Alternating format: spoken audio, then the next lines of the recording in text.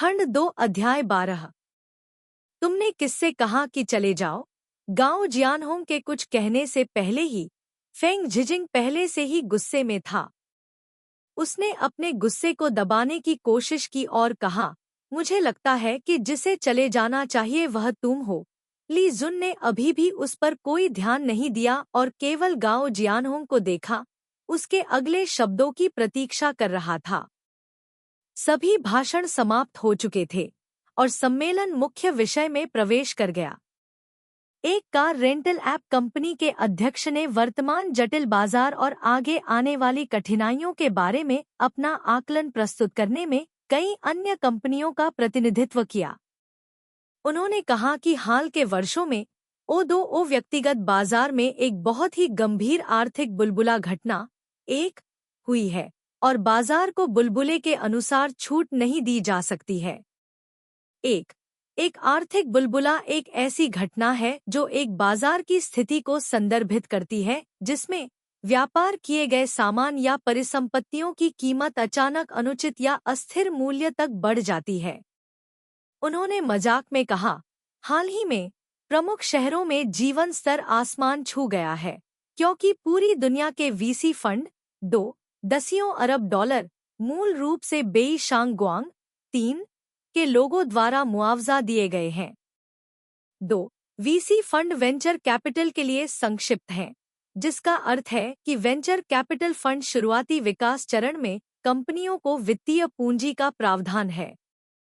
3 बेई शांगगुआंग Beijing, Shanghai और Guangzhou के 3 शहरों का संक्षिप्त नाम है। इसके अलावा बाजार गर्म और गर्म हो रहा है। उन्होंने संकेत दिया, कई कंपनियां सबसे पहले जल्दी से जल्दी पैसा कमाने का लक्ष्य रखती हैं और मुनाफा कमाने के बाद वे अपनी प्रतिष्ठा को पूरी तरह से नजरअंदाज करते हुए तुरंत निकल जाती हैं। अगर ऐसा ही चलता रहा तो जो उत्पाद बनाने में अपना दिल और आत्मा लगाने को तैयार हैं, वे कम होते जाएंगे। फेंग झिजिंग ने भी गांव जियानहोंग को घूर कर देखा। हर कोई गांव जियानहोंग की ओर देख रहा था। गांव जियानहोंग ने अपना हाथ उठाकर अपनी कनपटी दबाई, अपना सिर घुमाया और ली जुन से कहा, मैंने भी वही कहा जो उसने कहा था, जिसे छोड़ देना चाहिए वह तुम हो। फेंग झिजिंग ने राहत की सांस ली, उसका चेहरा लाल हो गया। दूसरी तरफ गो चान अभी अभी आया था, लेकिन उसके पास वीआईपी आमंत्रण न होने के कारण उसे आयोजन कर्मचारियों ने रोक दिया। गो चान ने असंतुष्ट होकर कहा, आप क्या कर रहे हैं? मिस, अगर आप वीआईपी क्षेत्र में जाना चाहती हैं, तो आपको आमंत्रण की आवश्यकता है। अभी अभी उसे डांटा गया क्योंकि उसने काले कपड़े वाले आदमी को नहीं रोका। तुम्हें क्या लगता है मैं कितना मजाकिया हूँ? उसने बहुत ज्यादा मेकअप और धूप का चश्मा पहना हुआ था और मंद रोशनी वाले हॉल में स्टाफ सदस्य किसी को पहचान नहीं पाया। फेंग झिजिंग ने शोरगुल सुना और तुरंत स्टाफ सदस्य को डांटने के लिए उसके पास गया। तुम सबको क्यों रोक रहे हो? क्या तुम्हें प्रशिक्षित किया गया है? स्टाफ सदस्य वास्तव में रो नहीं सका। इसे भूल जाओ। लेकिन गो चान ने आसानी से दूसरों को जाने दिया, अंदर ही अंदर बह गया और काओ किएन हांग और ली तुआन के सामने आ गया। वह ली तुआन को नहीं जानती थी, इसलिए उसने चुपचाप उसका मूल्यांकन किया। क्योंकि वीआईपी क्षेत्र को कंपनी के अनुसार सीटों में विभाजित किया गया था, उसने मान लिया कि वह भी कैट ल्यूक से है, इसलिए उसने पूछा, आप कौन हैं? मैंने आपको पहले क्यों नहीं देखा? बेशक, ली तुआन ने उस पर कोई ध्यान नहीं दिया। जब किसी और ने उसे अनदेखा किया तो गो चान बहुत परेशान हो गई। मैं तुमसे पूछ रही हूँ, तुम कौन हो? क्या यह कैट ल्यूक की स्थिति नहीं है? मैं उसे भी अनदेखा कर दूंगी। फोंग ची तिन पीछे से आया और मजाक करते हुए बोला, यह तो बस शोक में डूबा हुआ कुत्ता है। गो चान ने ठंडी निगाह से ली तुआन को देखा और एक लंबी वह ध्वनि निकाली। ली तुआन पलटा और बाहर चला गया। ली तुआन, गांव जियानहोंग ने पीछे से आवाज लगाई। उसने काली पीठ को देखा और कहा, तुम हमेशा दूसरों को आदेश देते रहे हो। आज हमारी पिछली दोस्ती के सम्मान में मैं तुम्हें कुछ सलाह दूंगा। ली जुन ने उसे देखने के लिए अपना सिर घुमाया। गांव जियानहोंग कुर्सी पर बैठ गया और धीरे से कहा, तुम्हें अपनी जगह पता होनी चाहिए। यह पहले से अब अलग है। तुम अकेले ऊंची चढ़ाई नहीं कर सकते। ओह! फेंग झिजिंग ने भौहें सिकोड़ते हुए गांव जियानहोंग की आलोचना करने का नाटक किया। तुमने जो कहा वह बहुत कठोर है। आखिरकार वे पुराने सहपाठी हैं। तुम्हें उन्हें कंपनियों से मिलवाने में मदद करनी चाहिए। अन्यथा ऐसे अधूरे रिज्यूमे के साथ तुम उसे नौकरी खोजने के लिए कहाँ कहोगे? गांव जियानहोंग ने सोच समझकर सिर हिलाया और ली जुन से पूछा, इसकी जरूरत है? ली जुन ने धीरे से अपने होठों के कोने को ऊपर उठाया। सारी भावनाएं गायब हो गई। एक युवक बिजनेस कार्ड बांटने के लिए नीचे झुका। जब वह वीआईपी क्षेत्र में पहुंचा तो सुरक्षा गार्ड उसे रोकने ही वाला था, लेकिन दूसरे सुरक्षा गार्ड ने उसे रोक दिया। कोई बात नहीं। क्या यहाँ विज्ञापन देना मना है? कौन जानता है कि उन्हें अंदर जाने की अनुमति है या नहीं? कैट ल्यूक कंपनी के निदेशक को शॉर्ट सर्किट है। हमें परवाह नहीं करनी चाहिए। इसलिए क्वैक द कीट ल्यतुआन के पास भागा। फोंग ची तिन्ह ने ऐसे व्यक्ति को आते देखा। उसका गुस्सा फिर से भड़क उठा। उसने इस छोटे से चरित्र पर ल्यतुआन द्वारा दिए गए उत्पीड़न की सारी भावना को बाहर निकालने का इरादा किया।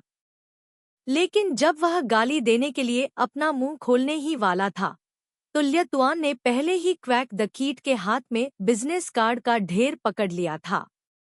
ओह भाई, तुमने बहुत सारे ले लिए। क्वैक द कीट को बिल्कुल भी एहसास नहीं हुआ कि वह किस क्षेत्र में आ गया है। वह घंटों से बिजनेस कार्ड और फ्लायर्स बांट रहा था। उसका दिमाग पहले से ही भ्रमित था।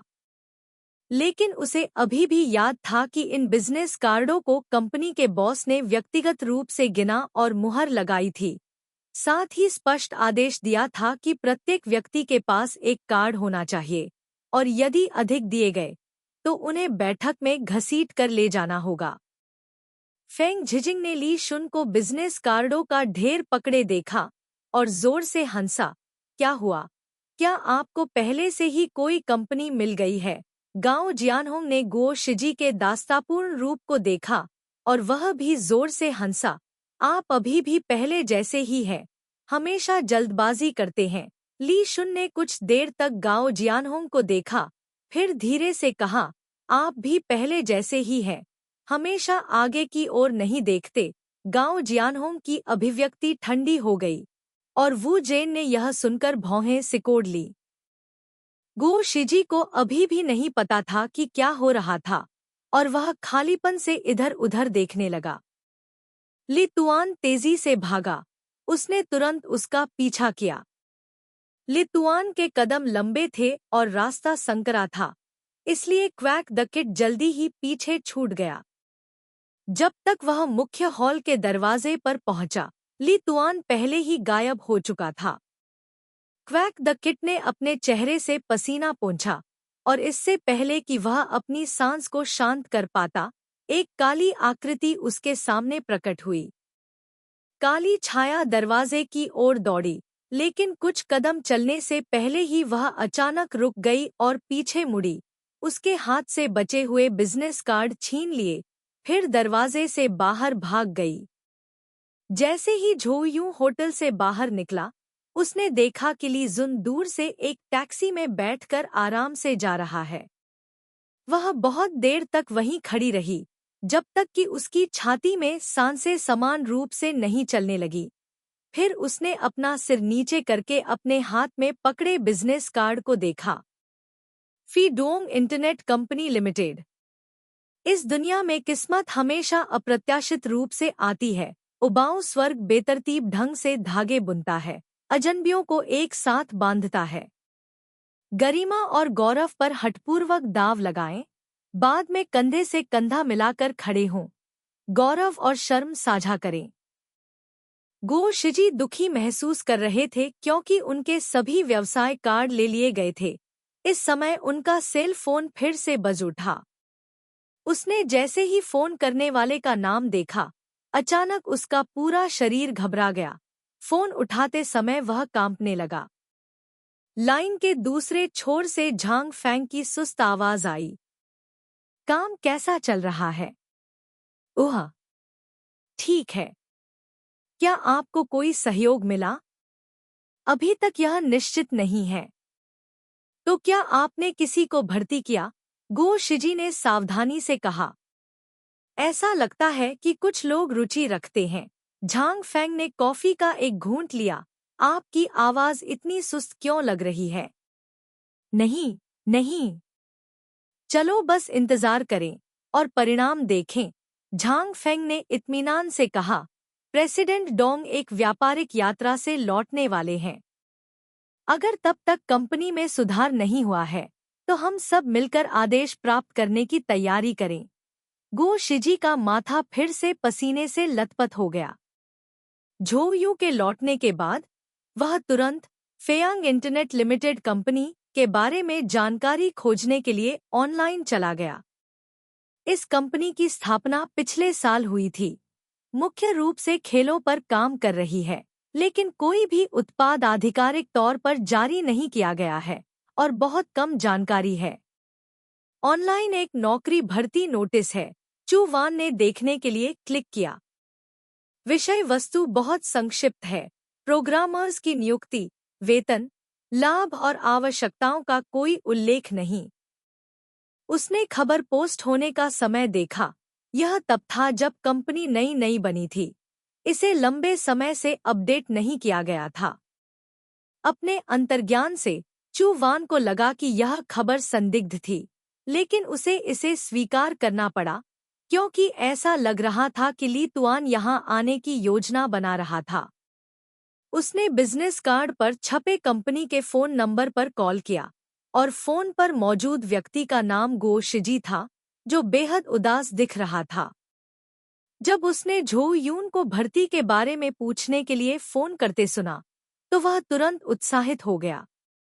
कृपया कृपया एक क्षण प्रतीक्षा करें। मैं हमारे एचआर मैनेजर को फोन करता हूं। ठीक है, झो यून ने मन ही मन सोचा। कंपनी का ढांचा अभी भी काफी औपचारिक था और एक एचआर मैनेजर भी था। एक क्षण बाद झांग फांग फोन उठाने के लिए आया और इससे पहले कि वह कुछ शब्द कह पाता, उसने तुरंत उसे कल साक्षात्कार के लिए आने के लिए अपॉइंटमेंट दे दिया। नतीजतन अगले दिन वह और ली शुन एक दूसरे से टकरा गए। फेई यांग कंपनी शहर के केंद्र के उत्तर में व्यापारिक जिले में एक बहुत अच्छे स्थान पर स्थित थी। हाल के वर्षों में सरकार ने सूचना प्रौद्योगिकी क्षेत्र में काम करने वाले व्यवसायों को तरजीह दी है, इसलिए उसने इन कंपनियों के लिए अलग क्षेत्र बनाए हैं। इंटरनेट के विकास की गति बहुत तीव्र थी। इस सड़क पर सैकड़ों बड़ी और छोटी कंपनियां थीं, जो खुलती और बंद होती और खुलती, यहाँ तक कि गेहूं की कटाई से भी तेज। झो यून झांग फांग द्वारा बताए गए पते पर गया और व्यावसायिक जिले की बिल्डिंग बी को पाया। जैसे ही वह इमारत में दाखिल हुई, उसने ली तुआन को देखा। बिल्डिंग की लॉबी बहुत खाली थी। बीच में पूरे इलाके का एक मॉडल था जो बिक्री के लिए एक अपार्टमेंट बिल्डिंग जैसा लग रहा था। ली जुन मॉडल के बगल में खड़ा था और धूम्रपान कर रहा था। बेशक उसने झो यू को भी देखा। उनमें से किसी ने भी एक दूसरे से कुछ नहीं कहा। माहौल थोड़ा अजीब था। अचानक चू वैन को ऐसा महसूस हुआ जैसे वह कॉलेज के पहले दिन वापस आ गया हो। वह लंबे समय से जानती थी कि ली शुन की उत्पादकता उससे ज्यादा है। उसने कल ही इंटरव्यू शेड्यूल करने के लिए फोन किया होगा। वे दोनों चुप थे। दोनों खड़े होकर गंभीरता से इंतजार कर रहे थे, जिससे हॉल और भी ज्यादा शांत हो गया। कुछ ही देर में उनके फोन बजने लगे। झांग फैंग ने उन्हें एक संदेश भेजा, जिसमें उन्हें साक्षात्कार के लिए ऊपर जाने की सूचना दी गई। झो यून ने संदेश पढ़ना समाप्त किया और अपना सिर उठाया। तभी उसने पाया कि ली शुन उससे एक कदम पहले लिफ्ट में प्रवेश कर चुका था। वह तुरंत उसके पीछे भागी, लेकिन दुर्भाग्य से बहुत देर हो चुकी थी। ली तुआन ने एक सेकंड भी उसका इंतजार नहीं किया और ऊपर जाने के लिए लिफ्ट का बटन दबा दिया। चू वैन अवाक रह गया। कंपनी 12वीं मंजिल पर थी। हालांकि चू वैन को शुरू में यह अंदेशा था कि कंपनी का क्षेत्र बड़ा नहीं है, लेकिन उन्हें यह भी उम्मीद नहीं थी कि इसका पैमाना इतना बड़ा नहीं होगा। एक छोटी सी मंजिल पर 8 कंपनियां थीं, जिनमें से 7 आईटी कंपनियां थीं और एक कुरियर कंपनी थी। इस कुरियर कंपनी की बदौलत संकरा गलियारा ऊंची ऊंची एक्सप्रेस डिलीवरी बक्सों से भरा हुआ था, जिससे इधर उधर घूमना बेहद मुश्किल हो गया था। जब तक झो यूं फेई यांग कंपनी के दरवाजे पर चुपके से पहुंची, ली जुन को झांग फैंग ने पहले ही छोटे से इंटरव्यू रूम में खींच लिया था। झो यूं का स्वागत करने वाला व्यक्ति गो शिजी था। जाहिर है कि उसे अभी भी उसकी छाप थी। उसका अभिवादन करने के बाद वह उसे कुछ पानी पिलाने गया, उसके साथ बहुत ध्यान से पेश आया। धन्यवाद। चू वान ने पानी का प्याला लिया और आसपास का जायजा लिया। कंपनी का क्षेत्रफल केवल 100 वर्ग मीटर था, लेकिन यह खाली दिख रहा था। शायद इसलिए क्योंकि झो यूं और ली शुन सहित बहुत कम कर्मचारी थे। वहां केवल 4 लोग थे। अरे नहीं, वहां एक युवक भी था जो अभी अभी बाथरूम से बाहर आया था, अभी भी नींद में दिख रहा था और उसका सिर मुर्गी के घोंसले जैसा था जो अभी अभी ऊष्मायन अवधि से गुजरा था। वह कंप्यूटर पर बैठते ही जम्हाई ले रहा था। उसने चाबियां दबाईं, कंप्यूटर स्क्रीन चमक उठी और उस पर एक गेम के लिए एक विंडो थी जो खेला जा रहा था। जबकि झो यू चुपचाप फेई यांग कंपनी के कामकाजी माहौल का आकलन कर रहा था, अचानक उस छोटे से कमरे से झांग फेंग की आश्चर्य भरी आवाज आई। क्या जेल? खंड 2 अध्याय 13। दरवाजा खुला। ट्रुओंग फोंग ने बाहर देखने के लिए अपना सिर बाहर निकाला। चू वैन और क्वेच द कीट को बाहर खड़े देखा और क्वेच द कीट को घूर कर देखा। आप कंपनी के लिए किस तरह के लोगों की भर्ती कर रहे हैं? क्वेच द कीट ने मासूम भाव से उसकी ओर देखा। ट्रुओंग फोंग ने चू वैन की ओर देखा और कहा, ठीक है, तुम अंदर जाओ, जल्दी से एक दूसरे से मिलो और काम जल्दी खत्म करो। अंत में उसने क्वैक द किट से कहा, तुम भी अंदर आओ। छोटे से कमरे में बैठे चारों लोग चुप हो गए। कमरा लगभग 6 या 7 मीटर का था और वे चौकोर मेज के दोनों ओर बैठे थे। फी डुओंग कंपनी का प्रतिनिधित्व करने वाले पक्ष में ट्रुओंग फोंग और क्वच द किट थे, जिनके शरीर पतले थे और बैठने की मुद्रा सुस्त थी। ली तुआन और चू वैन की ओर देखते हुए, चू वैन औपचारिक कपड़े पहने हुए था और सीधा बैठा था। ली तुआन अपनी दोनों बाहें मोड़कर कुर्सी पर टिका हुआ बैठा था। उसका चेहरा ठंडा था और वह एक शब्द भी नहीं बोल रहा था। निष्पक्ष रूप से देखने पर ऐसा लगा कि झांग फांग और गो शिजी ही नौकरी की तलाश में थे। कमरे का माहौल अजीब तरह से बदल गया और गो शिजी के माथे पर फिर से पसीना आने लगा। ट्रुओंग फोंग को लगा कि उसका आभामंडल थोड़ा भारी हो गया है। वह कमजोर होने को तैयार नहीं था। उसके होठों के कोने मुड़े हुए थे, ठंडे दिख रहे थे। तुम वहां क्यों बैठे हो? क्या तुम्हें नहीं पता कि अपना बायोडाटा कैसे पोस्ट करना है? झांग फांग ने भौहें सिकोड़ी और झुंझलाहट भरे स्वर में झो यूं से कहा, या शायद तुम भी उसके जैसे हो।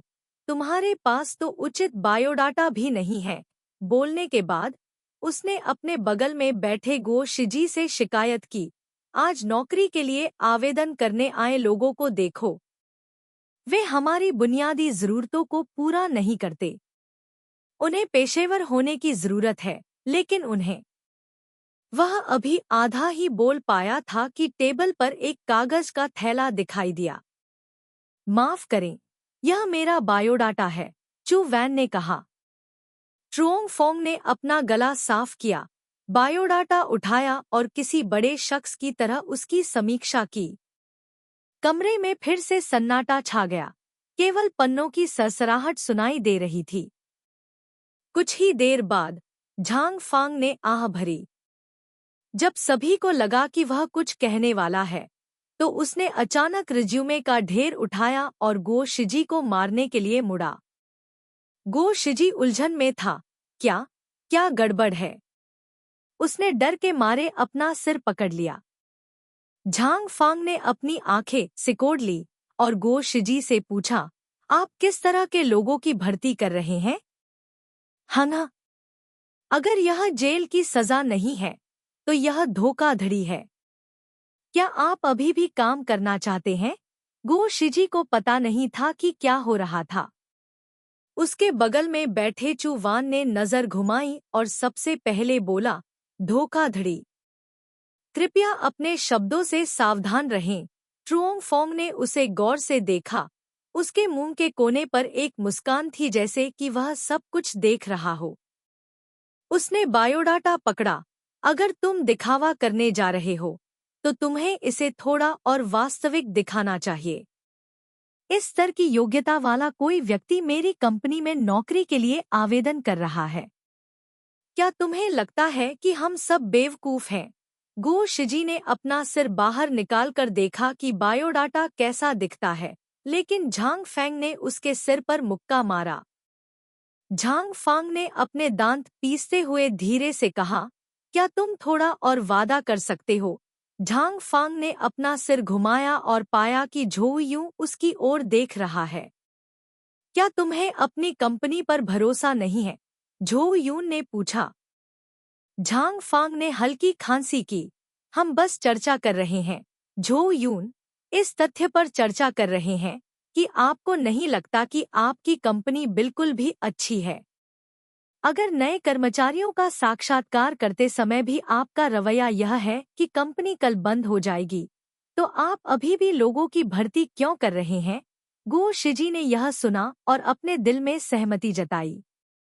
भले ही कंपनी की ताकत वास्तव में खराब हो, फिर भी आपको आत्मविश्वास रखना होगा, झोउ यून ने आगे कहा। केवल आत्मविश्वास से ही आप अच्छी किस्मत ला सकते हैं, इसलिए आपके पास अपने लिए एक अच्छा कार्ड चुनने का अवसर है। इसके अलावा, क्या आप कंपनी के एचआर निदेशक हैं? झांग फैंग। ओह हाँ, झोउ यून, मुझे आपसे विषय से हटकर कुछ पूछना है। आपको क्या लगता है कि एचआर के काम में सबसे महत्वपूर्ण चीज क्या है?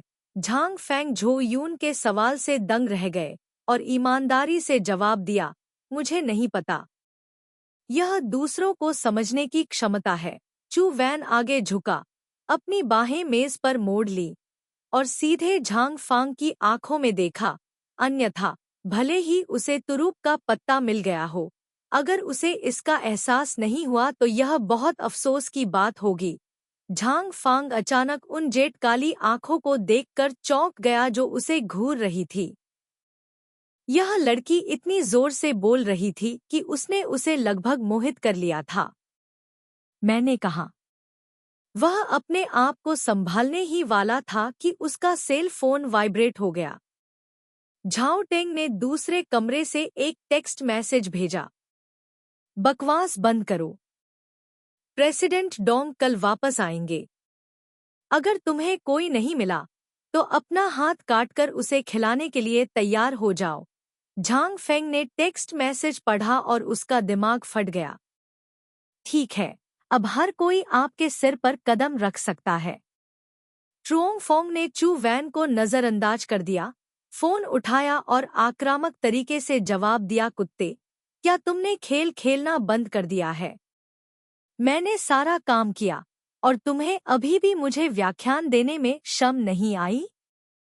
कुछ देर तक कोई संदेश न देखने के बाद ट्रुओंग फोंग को पता चल गया कि ट्रियो डांग के खेल का एक नया दौर शुरू हो गया होगा। वह इतना क्रोधित था कि उसने अपने दांत पीस लिए और गो शिजी पर अपना गुस्सा निकालने के लिए मेज पर जोर से पटक दिया।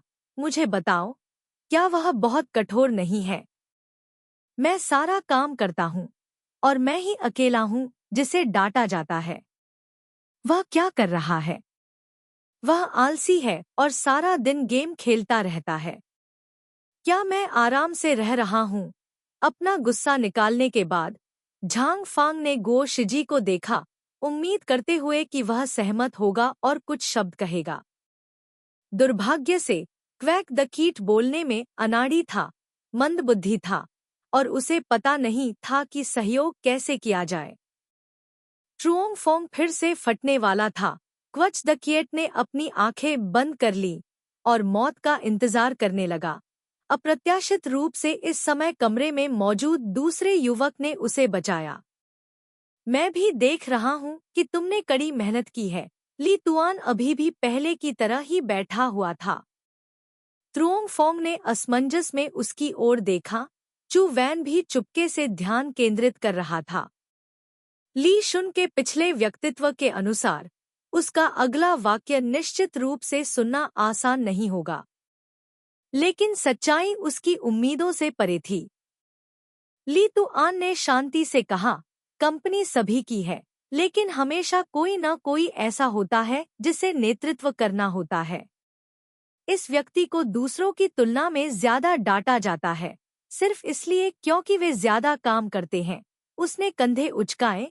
बेशक अगर तुम ऐसा नहीं करते तो कोई गलती नहीं है। चू वैन अवाक रह गया। ट्रुओंग फोंग को अचानक लगा कि ली तुआन बहुत प्यारा था।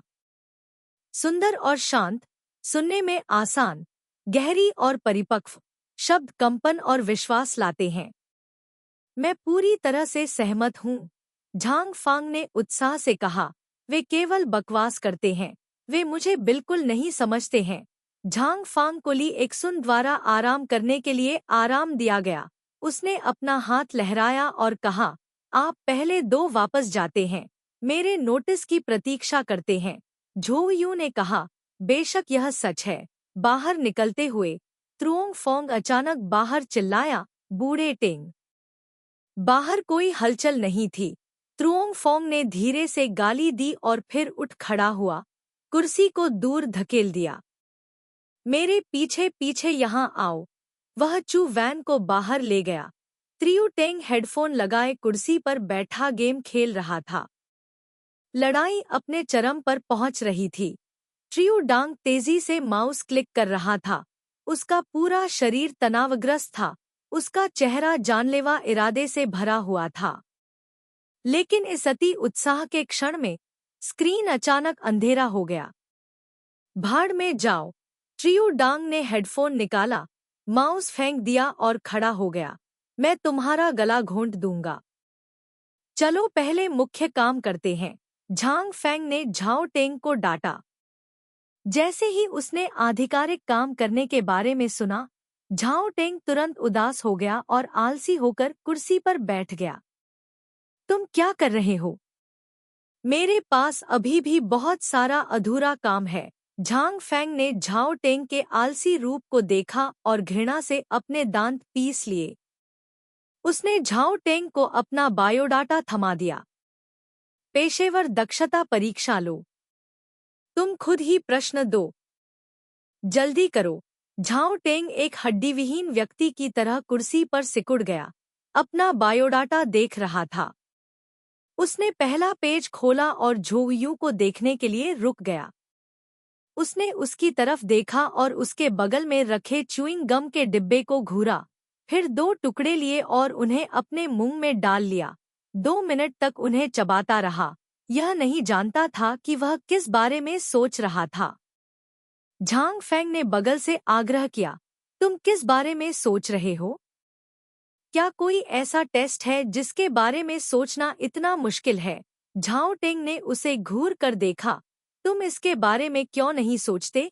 झांग फैंग ने झाओ टेंग की कुर्सी को लात मारी। झाओ टेंग ने वर्ड प्रोग्राम खोला, सवाल टाइप किया और पूछा, क्या अभी 2 लोग इंटरव्यू नहीं ले रहे थे? आपने सिर्फ एक व्यक्ति का परीक्षण क्यों किया? झांग फैंग ने कहा, उस व्यक्ति के बारे में चिंता मत करो। मुझे लगता है कि वह बहुत अच्छा है। गो शिजी ने बगल से फुसफुसाते हुए कहा, वह सिर्फ तुम्हें बहला रहा है। झांग फेंग ने अपना सिर घुमाया। विद्रोह। गो शिजी फिर से डर गई। झांग फेंग ने आह भरी और कहा, लेकिन मैंने इस पर ध्यान से सोचा है। भूल जाओ। उसके पास कोई बायोडाटा भी नहीं है। इसके अलावा वह जेल में रहा है और वह जानबूझकर किसी दूसरे व्यक्ति को चोट पहुंचाने के लिए था। वह इतने सालों से जेल में है। असामाजिक प्रवृत्तियों की तो बात ही छोड़िए। उसे काम पर रखना निश्चित रूप से मुसीबत लाएगा। झाओ टेंग ने शांति से कहा, राष्ट्रपति डोंग भी जेल में रहे हैं। झांग फेंग ने अपने हाथ अपने कूल्हों पर रखे। यह वैसा नहीं है। झो यूं चुपचाप बगल में खड़ा रहा और उनकी बातें सुनता रहा। यहाँ आओ। झाओ टेंग ने टेस्ट लिखना समाप्त किया। फिर झो यूं को जगह दी। 2 प्रश्न। एक का तुम मौखिक रूप से उत्तर दे सकते हो, दूसरा एक तर्क प्रोग्रामिंग प्रश्न है। तुम इसे लिख लो। ठीक है। झो यूं ने टेस्ट के पहले प्रश्न को देखा। फोन गेम की भावना अच्छी नहीं है। मुझे क्या करना चाहिए? उसने अपना सिर घुमाया और झाओ टेंग से पूछा, भावना का क्या मतलब है? झांग फांग निराशा में था। यह वास्तव में एक नकली रिज्यूमे था। झाओ टेंग को बिल्कुल भी परवाह नहीं थी। उसने फोन उठाया और एक गेम खोला। इसे खेलने की कोशिश करो। झो यूं ने इसे उठाया और थोड़ी देर तक खेला। यह एक बेहद बचकाना राक्षस लड़ाई का खेल था। झाओ टेंग ने बगल से पूछा, क्या हुआ? झो यूं ने ईमानदारी से कहा, यह बोरिंग है। झांग फेंग का चेहरा लाल हो गया। यह एक खेल था जो उसने लिखा था। हम भी जानते हैं कि यह बोरिंग है। झाओ टेंग ने मुस्कुराते हुए कहा, बोरियत के अलावा खेलते समय तुम्हें और क्या महसूस होता है? थोड़ा झटकेदार, धारा प्रवाह नहीं। हाँ, और एल्गोरिथ्म भी अच्छा नहीं है ना? हाँ, इन्हें भावनाएं कहते हैं। झो यून ने सिर हिलाया और कहा, तो मैं इसे बस विकास के लिए दिशा देने के रूप में समझता हूँ। झाओ टेंग ने कंधे उचकाए, उसे जारी रखने का संकेत दिया। झो यूं ने अपने विचारों को फिर से संगठित किया और कहा, इस गेम की डेटा संरचना और अनुकूलन एल्गोरिथ्म दोनों ही समस्याग्रस्त हैं। डेटा प्राप्त करने का तरीका भी धीमा है और अप्रयुक्त मेमोरी समय पर जारी नहीं की जाती है। झो यूं ने फोन पर छोटे अक्षर को दबाया। पात्र धीरे धीरे 2 कदम आगे बढ़ा। खिलाड़ी के आदेश पर पात्र की प्रतिक्रिया तीव्रता ठीक से डिजाइन नहीं की गई है। इसके अलावा डेटा संचारित करने का तरीका बहुत बोझिल है। एक एक करके कुछ समस्याओं की ओर इशारा करने के बाद उसने फोन रख दिया। यदि इन बिंदुओं में सुधार किया जाता है तो क्या आपको लगता है कि भावनाएं आसमान छू जाएंगी? झांग फेंग ने झाओ टेंग की ओर देखा। झाओ टेंग ने झो यूं से कहा, आप प्रोग्रामिंग प्रश्न जारी रखें। झो यूं कुर्सी पर बैठ गया और झांग फेंग और झाओ टेंग से कहा, आह, इससे पहले कि मैं इसे करूं, क्या मैं कुछ कह सकता हूँ? झांग फेंग ने अभी अभी जो गेम लिखा था उसकी झो यूं ने बुरी तरह आलोचना की। उसकी अभिव्यक्ति थोड़ी उदास थी। उसने झो यूं से कहा, आप परीक्षण के दौरान बात नहीं कर सकते, पहले परीक्षण करें। क्या आप ऐसा कर सकते हैं या नहीं? ये सब एक समान है। चू वान ने त्रियू डांग की ओर देखा। यह तो आप भी जानते हैं। त्रियू डांग ने जीभ चटकाई और अंत में कहा, जहां तक वेतन की बात है, आप बस एक कीमत बता सकते हैं। चू वान, जहां तक वेतन की बात है, यह आपको तय करना है, लेकिन मेरी एक शर्त है। खंड 2 अध्याय 14। झाओ टेंग ने पूछा, क्या शर्तें हैं? मुझे बताओ। झो यून, मैं चाहता हूँ कि आप उस व्यक्ति को भर्ती करें जिसने अभी मेरे साथ साक्षात्कार किया था। झांग फांग ने अपनी बाहें पार की। आपका रिश्तेदार? झो यून, नहीं, कोई ऐसा व्यक्ति जिसे आप पहले से जानते हों। झांग फांग को शक हुआ। अभी आप दोनों ऐसे नहीं लग रहे थे जैसे आप एक दूसरे को जानते हों। झो यून, हमें एक दूसरे को आखिरी बार देखे हुए काफी समय हो गया है।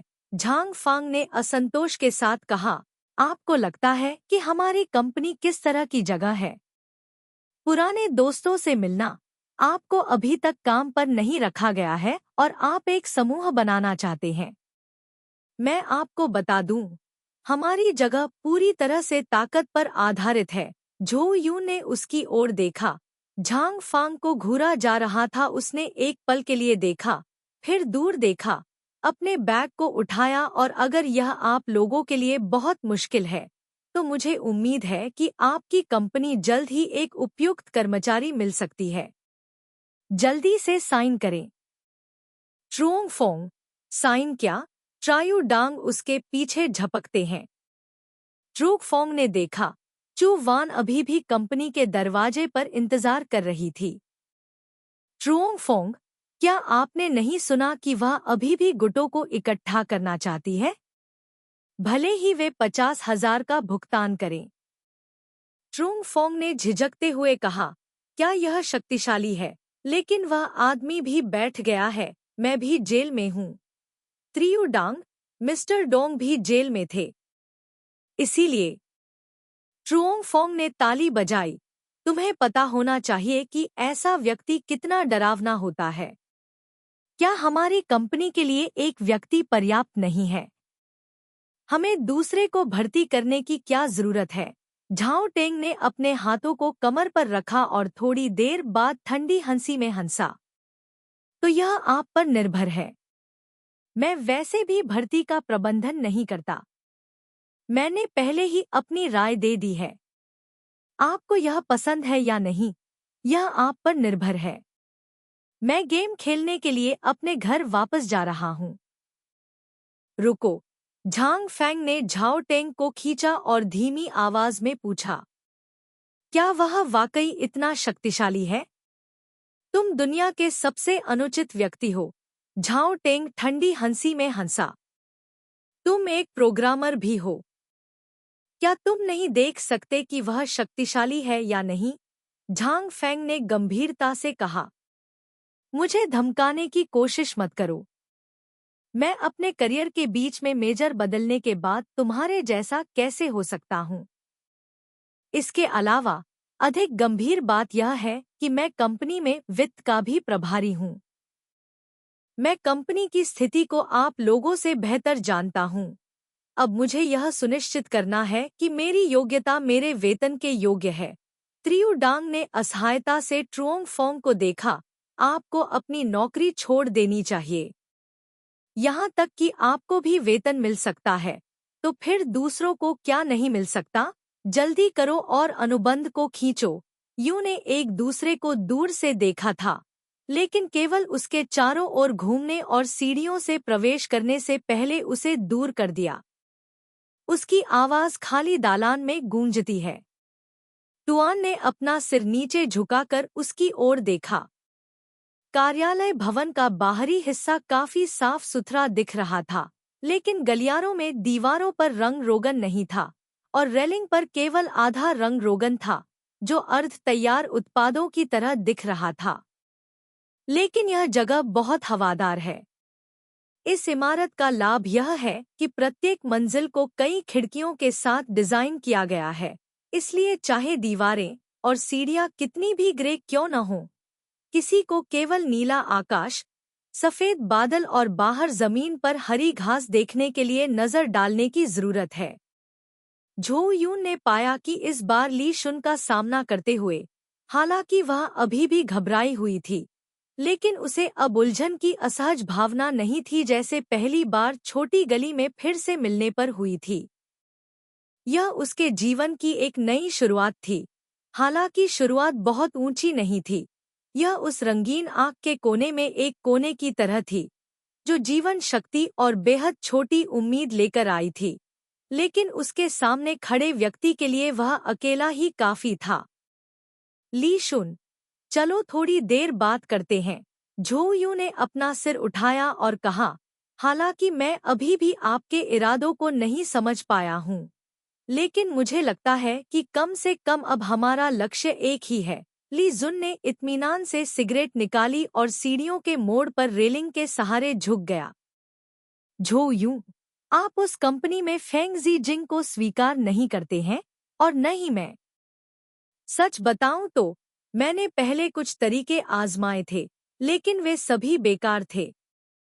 उस समय मैं विदेश में पढ़ाई कर रहा था, बहुत दूर, और जब तक मैं वापस आया तब तक कंपनी पहले ही बड़ी हो चुकी थी। हालांकि मैं पिछले कुछ वर्षों में इसके उत्पादों और विकास रणनीति के बारे में बहुत अच्छी तरह से जानता हूं। अगर मैं आपको बताता हूं, ली शुन ने धुआं छोड़ते हुए उदासीनता से उसे टोकते हुए कहा, तुम मुझे ये बातें क्यों बता रही हो? झो यून ने रुककर कहा, तुमने कहा था अभी हमारा लक्ष्य एक ही है, लेकिन तुम मानती हो कि तुम अकेले उन्हें हराने में सक्षम नहीं हो। हाँ, ली शुन ने हल्के से मुस्कुराते हुए कहा, एक प्रतिभाशाली छात्र, इतना चमकीला समुद्री कछुआ, लेकिन तुम्हारे पास योग्यता नहीं है। ली शुन ने अपने हाथ में सिगरेट से खेला। मैंने उस कंपनी के खिलाफ कार्रवाई की क्योंकि वह मूल रूप से मेरी थी। मिस झो के लिए आपके पास क्या कारण है? मुझे मत बताओ कि यह हमारी पिछली भावनाओं के कारण है। झो यून ने उसे चुपचाप देखा। ली शुन ने व्यंग्यात्मक रूप से हंसते हुए कहा, इसे भूल जाओ झो यून, इसकी कोई जरूरत नहीं है। भले ही मैं कैदी हूँ या सड़क के किनारे भूख से मर रहा हूँ, इसका तुमसे कोई लेना देना नहीं है। वह धीरे से पीछे मुड़ा, सिगरेट हाथ में थामे हवा में एक मोड़ बनाते हुए बोला, उस डरपोक और अपने प्रभावशाली बायोडाटा को जितना हो सके दूर ले जाओ। यह कहकर वह ऊपर चला गया। चू वैन 3 सेकंड तक वहीं खड़ी रही और फिर चुपचाप उसके पीछे चली गई। ली तुआन फिर रुकी। इस बार चू वैन ने चलना नहीं छोड़ा, बल्कि उसके पास से गुजरते हुए ऊपर की ओर चली गई। जब वह गुजरी तो ली तुआन को एक बहुत ही उच्च श्रेणी की महिलाओं के इत्र की गंध आई, जो इस आधी अधूरी इमारत के बिल्कुल विपरीत थी। एक क्षण में ही उसकी सुगंध उसके नथुनों और हृदय में भर गई और तंबाकू की तीखी गंध दूर हो गई। इससे उसका मूड और भी खराब हो गया। मैंने तुमसे कहा था कि तुम चले जाओ, उसने फिर से यही कहा। चू वान ने अपना सिर घुमाया और पूछा, मेरे लिए तुम्हारी भावनाएं बिल्कुल भी नहीं बदली हैं।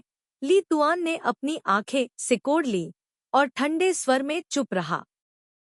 चू वान, अगर ऐसा है तो हम वास्तव में एक दूसरे के साथ सहयोग नहीं कर सकते।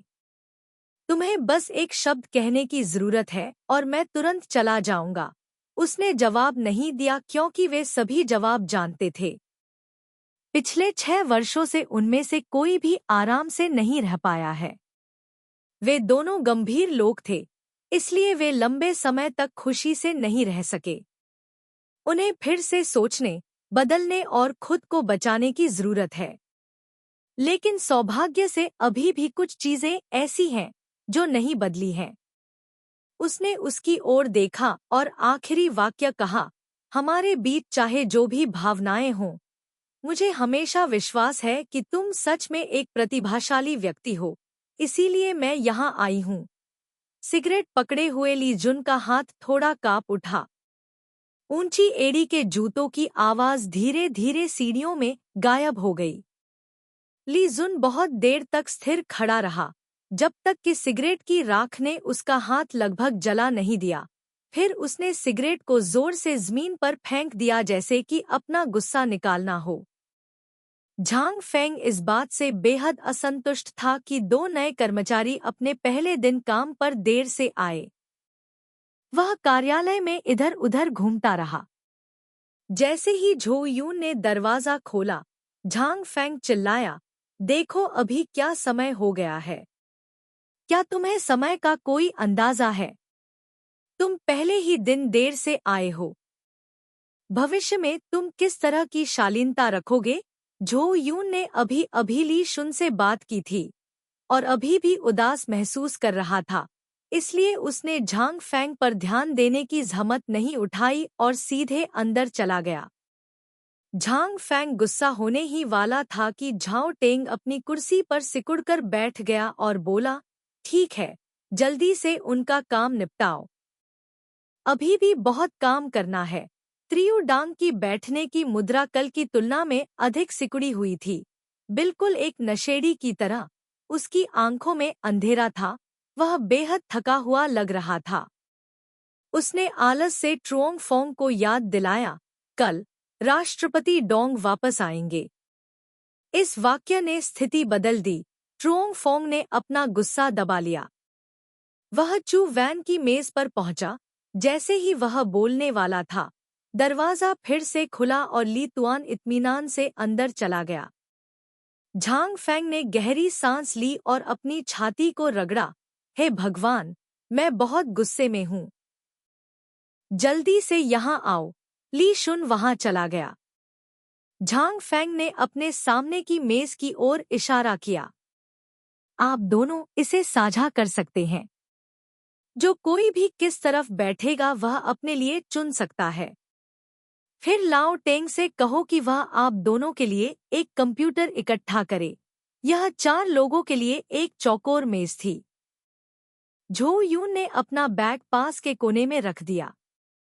झांग फैंग ने ली शुन से पूछा, तुम्हारा क्या हाल है? ली शुन ने अपनी ठुड्डी उठाई और झो यून के सामने विकर्ण कोने की ओर इशारा किया। ठीक है, तो लाओ टेंग को जाने दो। लाओ टेंग, बस वहां मत बैठो। उठो। ट्रुओंग फोंग ने कुछ याद करने से पहले 2 बार पुकारा। यह सही है, मैंने आप दोनों को कंपनी की स्थिति का सामान्य परिचय नहीं दिया है। चू वान ने उसे चुपचाप देखा। ऐसी कंपनी में किस तरह की स्थिति हो सकती है जिसका आकार केवल 4 वर्ग मीटर है?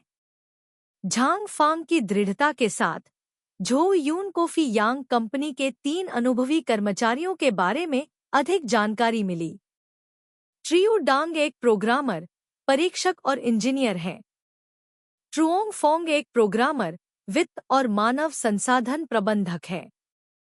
एक कला निर्देशक जो ग्राफिक्स, 3D, यूआई और काम भी करता है, उसका नाम गो शिजी है। झो यून ने गो शिजी से पूछा, क्या आप प्रोग्रामर भी नहीं हैं? गो शिजी ने शर्मिंदगी से मुस्कुराते हुए कहा, नहीं। यह मूल रूप से स्थिति है। कंपनी वर्तमान में 2 गेम पर शोध, विकास और रचना कर रही है। हम बाद में देखने के लिए आप दोनों के लिए विस्तृत दस्तावेज भेजेंगे। अगर आपको कुछ समझ में नहीं आता है तो बस हमसे पूछें। झांग फैंग ने अपनी बात पूरी करने के बाद झाओ टेंग की ओर रुख किया और कहा, जल्दी से उनके लिए कंप्यूटर असेंबल करो। झाओ टेंग पहले से ही सोफे पर खर्राटे ले रहा था और चाहे झांग फैंग कितनी भी जोर से गाली क्यों न दे, वह नहीं उठेगा। ली शुन ने कहा, मुझे करने दो। कंप्यूटर कहाँ है? झांग फैंग, हाँ? तुम जानते हो कि कंप्यूटर को कैसे जोड़ा जाता है? ली शुन, हाँ। झांग फैंग ने खुशी से पूछा, तो क्या तुम जानते हो कि इसे कैसे ठीक किया जाता है? ली शुन ने उसे उदासीनता से देखा। झांग फैंग को ली शुन ने कुछ सेकंड तक घूर कर देखा। उसका पूरा शरीर रोंगटे खड़े हो गए। ठीक है, ठीक है, ठीक है। कंप्यूटर केस बाथरूम के दरवाजे पर ढेर हो गया है। उसने एक पल सोचा और आगे कहा, मैं तुमसे कह रहा हूँ। हालांकि हमारी कंपनी बड़ी नहीं है, फिर भी हमें पदानुक्रम की भावना रखनी चाहिए। एक कहावत है। ली शुन पलटा और चला गया। झांग फैंग, हे भगवान, मैं बहुत गुस्से में हूँ। ली शुन द्वारा मशीन को असेंबल करने का इंतजार करते हुए झो यून ने कंपनी के चारों ओर एक नजर डाली। खिड़की के बगल में एक बड़ी मेज थी, जिसके साथ कंपनी की एकमात्र बड़ी चमड़े की कुर्सी थी। चू वान वहां गया। मेज काफी गंदी थी। कागज की कई शीटें थी, जिन पर तरह तरह की बातें लिखी हुई थी। लिखावट मुर्गे के खरोंचों जैसी थी। सामग्री पढ़ने लायक नहीं थी। मैं फाउंटेन पेन का ढक्कन बंद करना भूल गया। अब पेन की नोक से कुछ नहीं लिखा जा सकता। पेन के बगल में एक धूल भरा बिजनेस कार्ड बॉक्स था। चू वैन स्थिर खड़ा रहा, धुंधले बॉक्स की ओर देखता रहा और उसने टोंग अक्षरों की 2 साफ सुथरी पंक्तियां देखीं Phi Duong internet limited liability company के महानिदेशक। डोंग टू डोंग। खंड 2 अध्याय 15। कंपनी में सभी कंप्यूटर सुसंयोजन वाले थे। ली जुन ने सामान ले जाने के लिए अपनी आस्तीन ऊपर चढ़ा ली और गो शिजी मदद करने के लिए आ गए। ली जुन ने एक वीडियो कार्ड खोला और उसे बहुत देर तक देखा। गो शिजी उसके बगल में खड़े थे और धीमी आवाज में पूछा, क्या गड़बड़ है? तुम्हें नहीं पता कि इसे कैसे इंस्टॉल करना है? मैं झाओ टेंग को बुलाता हूँ। यह आश्चर्यजनक है, ली शुन ने शांति से कहा। गो शिजी, इसमें इतना जादुई क्या है? ली शुन, 6 साल पहले मैंने इस तरह का इंस्टॉल किया था और 6 साल बाद भी मुझे इसे फिर से इंस्टॉल करना है। बेशक, गो शिजी ने उसके शब्दों के छिपे हुए अर्थ को समझा, शर्माते हुए और समझाते हुए, हमारी कंपनी की वित्तीय स्थिति बहुत अच्छी नहीं है, कंप्यूटर के पुर्जे अच्छे नहीं हैं और ग्राफिक्स कार्ड कमजोर है, लेकिन फिर भी हम इसे मुश्किल से इस्तेमाल कर पाते हैं। झो यून उसके पीछे खड़ा था, अपनी गर्दन को अंदर की ओर झुकाते हुए। पहले एसोसिएशन के कार्यालय के कंप्यूटर भी खुद से इकट्ठे होते थे और सभी पुर्जे ली शुन द्वारा खुद चुने और इंस्टॉल किए जाते थे। अगर क्लब के कंप्यूटर में कोई समस्या होती तो स्कूल के मरम्मत कर्मचारियों को बुलाने की कोई जरूरत नहीं थी, सिर्फ ली जुन ही काफी होता। जब ली जुन कंप्यूटर को असेंबल कर रहा था तो झाओ टेंग जाग गया। शौचालय जाते समय उसने अपना पेट खुजलाया। पास से गुजरते समय ली शुन ने एक नज़र डाली और कहा, वायरिंग काफी अच्छी है। ली शुन को 2 कंप्यूटर लगाने में सिर्फ 1 घंटा लगा। जब झो यून ने कंप्यूटर को टेस्ट करने के लिए चालू किया तो वह उसके बगल में खड़ा हो गया और उसे याद दिलाया, पासवर्ड सेट करो। यह कहने के बाद वह अपनी सीट पर वापस आ गया। झाओ टेंग आधे घंटे तक बाथरूम में बैठा रहा। झांग फेंग ने उससे आग्रह किया, देरी मत करो, जल्दी करो और उन्हें दस्तावेज भेजने के लिए यहाँ आओ। जब झाओ टेंग बाथरूम में था, झो यून वेब ब्राउज करने के लिए स्वतंत्र था। उसने अभी 3 पेज खोले ही थे कि कंप्यूटर जम गया और स्क्रीन जम गई। चू वैन ने चूहे को काफी देर तक हिलाया, लेकिन फिर भी उसने कोई प्रतिक्रिया नहीं की। उसने ली तुआन की तरफ देखा, वह गंभीरता से स्क्रीन को देख रहा था। चू वान ने धीमी आवाज में कहा, मशीन जम गई। ली तुआन की आंखें घूम गईं। उसकी अभिव्यक्ति अभी भी गंभीर थी। झो यू ने अपने कंप्यूटर की ओर इशारा किया। ली जुन वहां गया, उसे कुछ देर के लिए ठीक किया, फिर से काम करने लगा, इस घटिया मशीन को कोसा और अपनी सीट पर वापस आ गया। झाओ टेंग अपनी पैंट ऊपर खींचते हुए बाथरूम से बाहर निकला। झांग फेंग ने फिर से जोर से कोसा, तुम्हारी कार्य उत्पादकता कहाँ है? क्या तुम जल्दी कर सकते हो? झाओ टेंग ने घूर कर देखा, झो यूं और ली जुन से पूछा, क्या आपके पास क्यू खाता है? उसने 2 लोगों के चेहरों को देखा और अपना सिर हिलाया। मैं तुम्हें देखकर ही जान गया कि तुम्हारे पास खाता नहीं है। जल्दी से काम के आदान प्रदान के लिए पंजीकरण कराओ। फेयांग इंटरनेट लिमिटेड कंपनी के पास कोई आंतरिक नेटवर्क सिस्टम नहीं था। सभी कार्य विनिमय सीधे क्यू समूहों के माध्यम से होते थे। श्वेत चैट समूह में 2 नए लोगों चू वैन और ली तुआन सहित कुल मिलाकर केवल 6 लोग थे। सभी ने अपने अकाउंट के नाम बदलकर अपने असली नाम रख लिए, लेकिन बॉस डोंग टू डोंग ने अभी भी अपना उपनाम फी डोंग थिएन हा रखा। उनकी प्रोफाइल तस्वीर एक तलवार थी। त्रियू डांग मेज पर बैठ गया और चिल्लाया, दस्तावेज समूह पर साझा किया गया है, इसे स्वयं डाउनलोड करें। चू वैन कंपनी के कंप्यूटर पर सॉफ्टवेयर से परिचित नहीं था। उसने दस्तावेज को डाउनलोड करने से पहले लंबे समय तक खोज की। झांग फेंग द्वारा लिखे गए घटिया खेल के विवरण के 2 पन्नों को पढ़ने के बाद उसे फिर से अपने जीवन पर संदेह होने लगा। फी यांग कंपनी द्वारा वर्तमान में शोध और विकास किए जा रहे 2 खेलों में से एक का नाम अजय जनरल है, जो युद्ध गठन खेल शैली से संबंधित है, जो युद्धरत राज्यों की अवधि 1 में सेट है। लेकिन झो यूं को यह जानकर आश्चर्य हुआ कि इसमें लू बू 2 का चरित्र भी शामिल है। 1 युद्धरत राज्यों की अवधि लगभग 5वीं शताब्दी ईसा पूर्व से लेकर 221 ईसा पूर्व में किन राजवंश के तहत चीन के एकीकृत होने तक चली। इसे आम तौर पर पूर्वी झो राजवंश की दूसरी अवधि माना जाता है, जो वसंत और शरद ऋतुकाल के बाद है। हालांकि झो राजवंश खुद 256 ईसा पूर्व में समाप्त हो गया था, युद्धरत राज्यों की अवधि के अंत से 35 साल पहले। 2 लू बू शिष्टाचार नाम फेंगक्सियन चीनी इतिहास में पूर्वी हान राजवंश का एक जनरल था।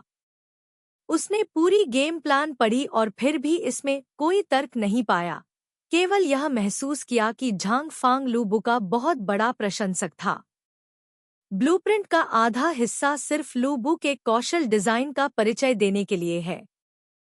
ट्रायल वर्जन खोलने और कुछ राउंड खेलने के बाद उसने पाया कि लू बू को छोड़कर इस गेम में लगभग कोई सामग्री नहीं थी। दूसरे गेम के लिए कहने की जरूरत नहीं है, इसका सुंदर नाम हुआ हुआ गोंगजी था और इसका एक वैकल्पिक नाम ईविल चीफ कृपया नम्र रहें भी था। इस खेल का नाम आपको बताता है कि यह किस बारे में है। योजना में ट्रुओंग फोंग ने एक वाक्य लिखा, खेल 12 से 35 वर्ष की उम्र के एकल पुरुषों के लिए है, एक सौम्य और गर्म खेल है जो अनगिनत अकेले रातों के माध्यम से खिलाड़ियों के साथ है। युवा मास्टर हुआ को अभी तक परीक्षण संस्करण नहीं मिला है। योजना में अंतिम कॉलम से पता चलता है कि कार्य प्रगति में गंभीर रूप से देरी हो रही है। झो यून ने अपनी कोहनी मेज पर टिका दी, अपनी 2 उंगलियों को अपने मंदिरों के खिलाफ दबाया। झांग फांग आगे बढ़े। कैसा रहा? झो यून खुश हो गया। मैंने देखना बंद कर दिया है। झांग फांग ने ली शुन की ओर देखा, जिसने भी सिर हिलाया। अच्छा, झांग फांग ने अन्य 2 लोगों की ओर देखा। चलो एक बैठक करते हैं। बैठक कक्ष वह छोटा सा साक्षात्कार कक्ष था। झाओ टेंग ने भौहें सिकोड़ी। फांग, 3 लोग स्वीकार्य हैं, लेकिन 5 लोग वहां कैसे घुस सकते हैं? झांग फांग दृढ़ निश्चयी था। यह डोंग जोंग का नियम है, बैठकें उचित बैठक कक्ष में होनी चाहिए, उचित नियम होने चाहिए। इसलिए 5 लोग छोटी चौकोर मेज के चारों ओर भीड़ लगाकर बैठ गए। चू वान लितुआन के सामने त्रियो डांग के बगल में बैठा था। त्रियो डांग ने उसकी ओर देखा। तुम्हारी नोटबुक अभी भी तुम्हारे पास है। चू वैन चौंक गई। जैसे ही उसने मीटिंग के बारे में सुना, वह अपने आप कागज और कलम ले आई। झाओ टेंग ने झांग फैंग की तैयारी का फायदा उठाया और उसके कान में फुसफुसाया, मत लिखो, यह सिर्फ कागज की बर्बादी है। झो यूं अवाक रह गई। झांग फैंग पहले से ही तैयार था और उसने अपना गला साफ किया। चलो शुरू करते हैं। उसने अपनी बाहें मेज पर रखीं। झो यूं और ली शुन की ओर देखा और कहा, आप दोनों पहले से ही उस खेल के बारे में जानते हैं जिस पर कंपनी शोध और विकास कर रही है। क्या आपकी कोई राय है? बोलिए। कोई भी नहीं बोला। झांग फैंग ने कहा, ठीक है, चलो तुम दोनों को इस पर सोचने के लिए और समय देते हैं। आखिरकार मौजूदा स्थिति में दोनों गेम प्रोजेक्ट टीमों में लोगों की कमी है। झो यूं यह सुनकर चौंक गया। उसके और ली शुन के आने से पहले इस कंपनी में केवल 3 लोग थे, फिर भी वे 2 प्रोजेक्ट टीमों में विभाजित थे। तो आप दोनों में से कम एक को एक प्रोजेक्ट के लिए जिम्मेदार होना चाहिए। लेकिन यह देखते हुए कि आप दोनों कंपनी में नए हैं और अभी तक काम से परिचित नहीं हैं, मैं आपको यहाँ काम करने के माहौल में अभ्यस्त होने के लिए कुछ समय दूंगा। जैसा कि मैंने पहले कहा, हमारी कंपनी में दबाव बहुत अधिक है।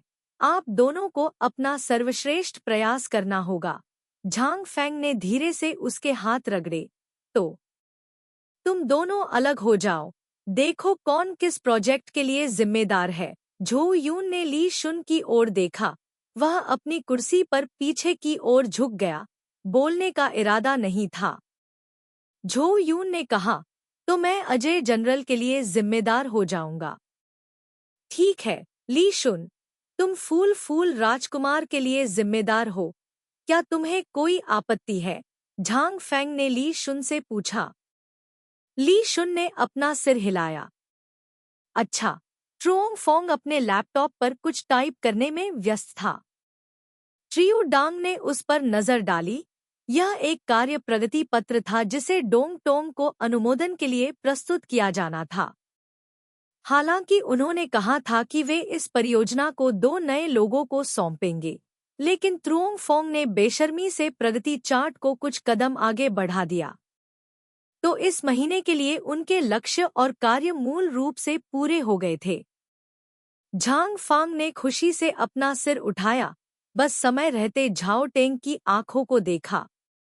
झाओ टेंग ने अपनी आंखें सिकोड़ते हुए कहा, तुम्हारे जैसा बेशर्म इंसान इस दुनिया में कैसे हो सकता है? झांग फेंग ने अनसुना करने का नाटक किया। बैठक खत्म हो गई है। अंधेरे कमरे से बाहर निकलते हुए झोउ यून ने झांग फेंग को बुलाया। मुझे लगता है कि मार्शल जनरल इनविंसिबल गेम का डिजाइन बहुत उचित नहीं है। झांग फेंग ने जम्हाई ली और हाथ हिलाते हुए कहा, इस पर चर्चा करने के लिए झाओ टेंग को ढूंढो। उसने उस गेम के लिए प्रोग्रामिंग लिखी है। झोउ यून फिर से झाओ टेंग को ढूंढने गया, लेकिन पाया कि वह कोई गेम खेल रहा है। झोउ यून ने कुछ देर पीछे देखा और फिर पूछा, तुम्हारी मशीन इतनी तेज क्यों चल रही है? झाओ टेंग ने व्यंग्य किया, बेशक, क्योंकि मैंने खुद ही यह मशीन खरीदी और लगाई है। झोउ यून, क्या मैं खुद ही कंपनी की मशीन बदल सकता हूँ? झाओ टेंग, बेशक। झोउ यून ने सोच समझकर सिर हिलाया। झाओ टेंग ने पलटकर कहा, तुम मुझे क्यों ढूंढ रहे हो? झोउ यून को मुख्य बिंदु याद आ गया। उसने उन बिंदुओं को प्रस्तुत किया जो उसे गेम में गलत लगे। गेम की सामग्री और सेटिंग मेल नहीं खाती, इसलिए एकमात्र चरित्र जिसका शोषण किया जा सकता है, लू बू, को हटा दिया जाना चाहिए। उस चरित्र को छोड़कर अन्य पात्रों में बिल्कुल भी सामग्री नहीं है और युद्ध प्रणाली बहुत आदिम है। झाओ टेंग ने उदासीनता से मुस्कुराया। झोउ यून ने पूछने की कोशिश की, मुझे इसे कैसे बदलना चाहिए? झाओ टेंग, मुझे नहीं पता। झोउ यून का गला भर आया। झाओ टेंग ने शांति से कहा, मैं प्रोग्रामिंग के लिए जिम्मेदार हूँ और योजना झांग फेंग ने लिखी थी। उसने योजना में क्या लिखा था? अगर तुम योजना बनाओ तो मैं बस यही करूंगा। चू वान ने अवाक होकर त्रियू डांग को देखा। त्रियू डांग काफी सुंदर दिख रहा था। उसका शरीर दुबला पतला था, चेहरा किसी जापानी कॉमिक बुक जैसा नाजुक था, बाल काफी लंबे थे और आंखें हमेशा नींद से भरी रहती थी। वह बहुत बूढ़ा नहीं था, सिर्फ 22 या 23 साल का, लेकिन वह किसी युवा विश्वविद्यालय के छात्र की तरह नहीं दिखता था जिसने अभी अभी स्कूल छोड़ा हो। उसके पास अनुभव की एक मजबूत भावना थी, जैसे कि उसे समाज में पहले से ही 6 या 7 साल का अनुभव हो। झोउ यून ने खुद से सोचा, दूसरे दृष्टिकोण से, अगर झाओ टेंग वास्तव में वू जियांग वू डी का एकमात्र प्रोग्रामर था, तो उसका स्तर काफी अच्छा होना चाहिए। क्योंकि इस गेम में एकमात्र पात्र लू बू बहुत अच्छी तरह से लिखा गया है। दुर्भाग्य से ऐसा लग रहा था कि उनका इसे जारी रखने का कोई इरादा नहीं है। अगर हम लू बू जैसे अन्य किरदार भी लिखते और लड़ाइयाँ और कथानक भी पूरा हो जाता, तो गेम का अंतिम प्रभाव उपयोगकर्ताओं पर जो पड़ता, वह अब जो है उससे बिल्कुल अलग होता। झोउ यून ने कहा। झाओ टेंग अपनी कुर्सी पर सिकुड़कर बैठ गया। हमारे पास ऐसा करने के लिए पर्याप्त समय नहीं है। यह गेम अगले महीने के अंत में रिलीज होना है, इसलिए हम इसे अभी ऐसे ही छोड़ सकते हैं। बस अगले भाग की सामग्री को थोड़ा संपादित करें। यह सब योजना की आवश्यकताओं में है। यह सही है। आप उपयोगकर्ता इंटरफेस को डिजाइन करने के लिए भी जिम्मेदार हैं। यदि कोई सौंदर्य संबंधी समस्याएं हैं, तो उन्हें हल करने के लिए गो शिजी को खोजें। यह कहने के बाद उसने गेम खेलना जारी रखा। काम के पहले दिन अभी अभी हुई मीटिंग को छोड़कर झांग फेंग और झाओ टेंग के पास उनसे बात करने के लिए ज्यादा कुछ नहीं था। नाम से तो ट्रियो डांग प्रोग्रामिंग टीम के प्रमुख हैं, लेकिन ऐसा लगता है कि वे नए कर्मचारी चू वैन पर बहुत अधिक भरोसा करते हैं। उसने उसे कुछ सरल अनुरोध दिए, उसके बाद उसने उसके काम में हस्तक्षेप करना बंद कर दिया। ली शुन के लिए झांग फांग और झाओ टेंग ने सरल अनुरोधों का उल्लेख भी नहीं किया।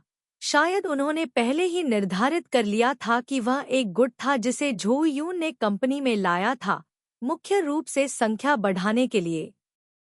झो यून चुपचाप अपनी सीट पर लौट आया और झाओ टेंग की प्रोग्रामिंग सामग्री खोली। गेम राइटिंग सॉफ्टवेयर जिसका इस्तेमाल फी यांग कंपनी ने किया था वह यूनिटी 3D था, जिसे काफी नया गेम इंजन माना जाता था।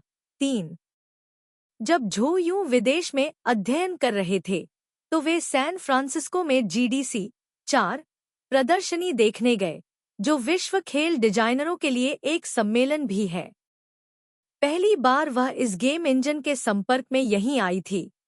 क्योंकि उस समय यह सॉफ्टवेयर बहुत मशहूर था, तब उसने एक short term U3D training course में भी हिस्सा लिया था। 3 गेम इंजन एक ऐसा सॉफ्टवेयर है जो वीडियो गेम को डिजाइन और डेवलप करने के लिए लिखा जाता है। सीधे शब्दों में कहें तो यह एक तरह का मध्यस्थ सॉफ्टवेयर है जो एक ही सिस्टम में कई एप्लीकेशन के इंटरैक्शन को एक साथ जोड़ता है। 4 GDC गेम डेवलपर्स कॉन्फ्रेंस मार्च में सालाना आयोजित होने वाला गेम प्रदर्शकों या गेम कॉन्फ्रेंस का सम्मेलन। CES कंज्यूमर इलेक्ट्रॉनिक्स शो की तरह GDC दुनिया की सबसे बड़ी गेम प्रदर्शनी है, जहां गेमर्स और गेम क्रिएटर मिलते हैं और गेम फैंस को लेटेस्ट टेक्नोलॉजी गेम प्रोडक्ट से परिचित कराते हैं। चू वान ने चुपके से ली तुआन की तरफ देखा। वह कंप्यूटर को घूरने पर ध्यान केंद्रित कर रहा था। उसकी भौहें सिकुड़ी हुई थी। माउस कभी कभी कुछ बार दबाता था लेकिन कीबोर्ड पर टाइप नहीं करता था। मूल रूप से U3D जावास्क्रिप्ट और C# प्रोग्रामिंग भाषाओं के समान है, इसलिए यह उसके लिए उतना कठिन नहीं है। बस उसे यह पता नहीं है कि वह अभी कितना मजबूत है।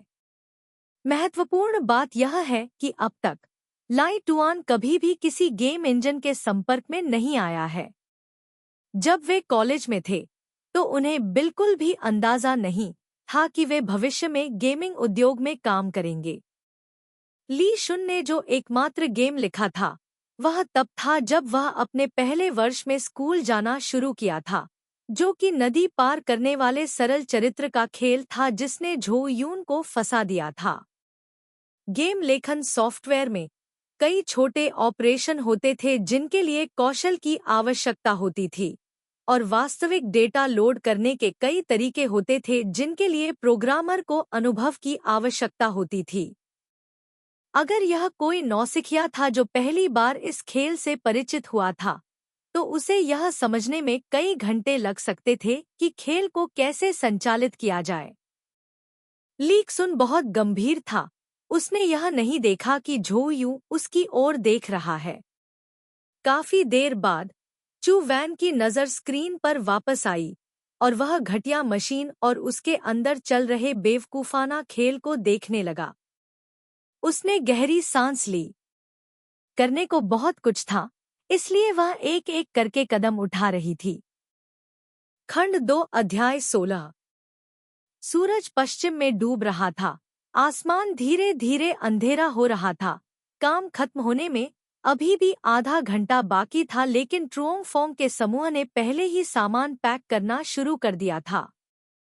जाने से पहले त्रुओंग फोंग ने चू वान और ली तुआन से कहा, कल बिल्कुल देर मत करना, अन्यथा कोई भी तुम दोनों को नहीं बचा पाएगा।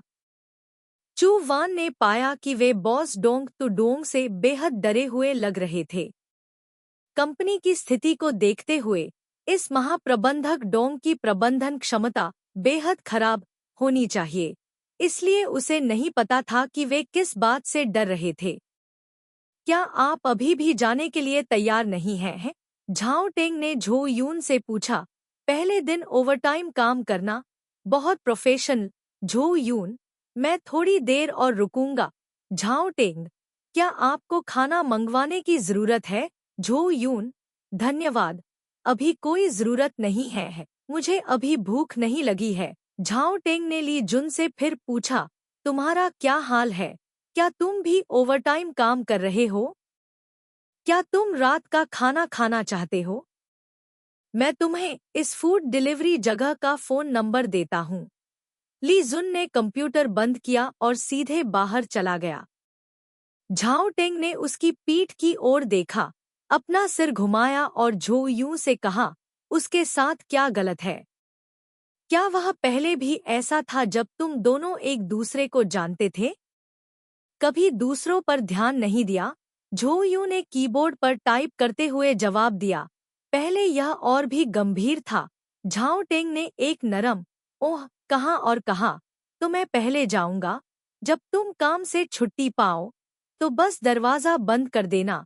झो यूं की आंखें अभी भी स्क्रीन पर थी और उसने संक्षेप में उत्तर दिया, ठीक है। झाओ टेंग दरवाजे पर चला गया और अचानक अपना सिर पीछे कर लिया। झो यूं अभी भी कंप्यूटर को घूर रहा था। इस कंपनी में गंभीरता का वह स्तर बेहद दुर्लभ था। नहीं, यह कहा जाना चाहिए कि यह उन सभी कंपनियों में बेहद दुर्लभ था जिनके लिए उसने काम किया था। ट्रियू डांग ने हाई स्कूल की पढ़ाई छोड़ दी।